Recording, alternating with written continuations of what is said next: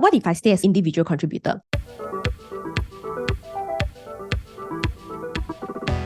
If let's say you are an individual contributor, you are very good at your work. As you move up, there are actually very, very limited slots available because at some point, right, if let's say as a manager, you don't need to talk to other people, I think at the minimum in a senior manager or director position, even if it's a technical individual contributor, you need to actually work with other people. So when you define individual contributor, what does that actually mean? I think the first thing is that we really want to be clear as to what do we actually mean. Do we mean that like I don't have a team, or I'm the only person in the team, but I don't mind talking to other people? They don't report to me. I'm not a people manager and stuff like that, because there's like multiple definitions of that. We want to be very precise. If you're saying that specifically, right, meaning like I'm the only manager or senior manager and I work for myself, I'm an individual contributor, I don't want to climb. Maybe they give me a junior title, I don't mind.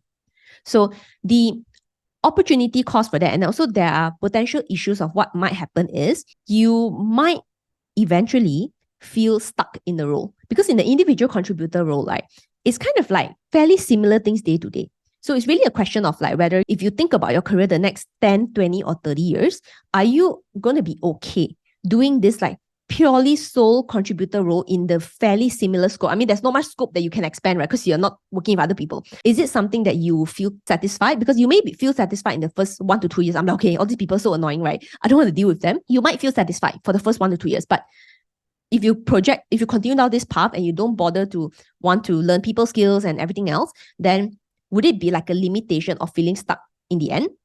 Number two, if you continue on an individual contributor role, right?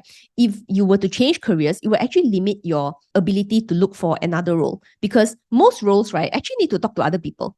Right. Again, I use the word talk to other people very loosely, because individual contributor, we need to really define what that means. Do you mean that you don't want to manage junior people, or you don't want to work with other people? Meaning you just want to sit there, do your reports and like, okay, send to my boss, then done. That's quite different. So if you were to go down that sort of like contributor role, right, when you start applying for other companies, the moment you don't want to do what you're doing right now in your company, when you go and apply for other companies, those kind of roles will be actually very, very limited. You might find not many of those. Then the third problem comes in. If you are the only person who's going to do all these things and no one person can resolve everything, don't need to talk to other people and everything, potentially will there be a point that your role might be replaced by AI, or maybe being outsourced to a business center?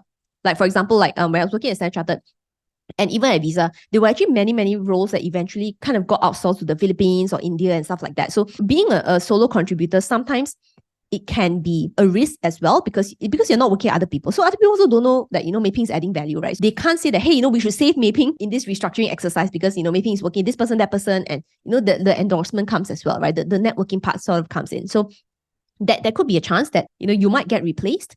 And the last potential thing that might happen is that your salary reaches a ceiling. And you might wonder right now, it's like, maybe how can that be? Because if I'm a technical expert, I'm an individual contributor, how can my salary have a limit, right? As long as I practice negotiation skills, I can increase. Now, I give you a different perspective, because, right, you don't want a better job title. In most companies, the title kind of justifies the pay. And because it's like, I don't want a director title, I just want to stay as my small manager or my supervisor, I'm going to do my own thing. Eventually, it may reach a point of like, they're like, oh, if you don't want that director job, or you don't want that senior manager job, which would then include you talking to other people, you don't want that. That means that in this current job title, your band is only here. Your salary band is only here. Director can go to here, but you don't want, right? You're going to get stuck here.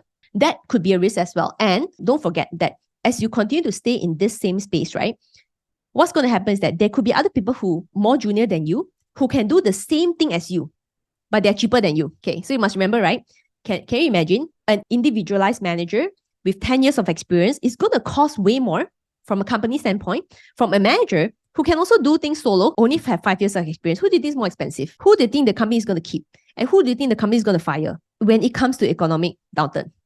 Think about it. The goal is not for me to tell you all like, hey, you all need to climb the ladder. It's not.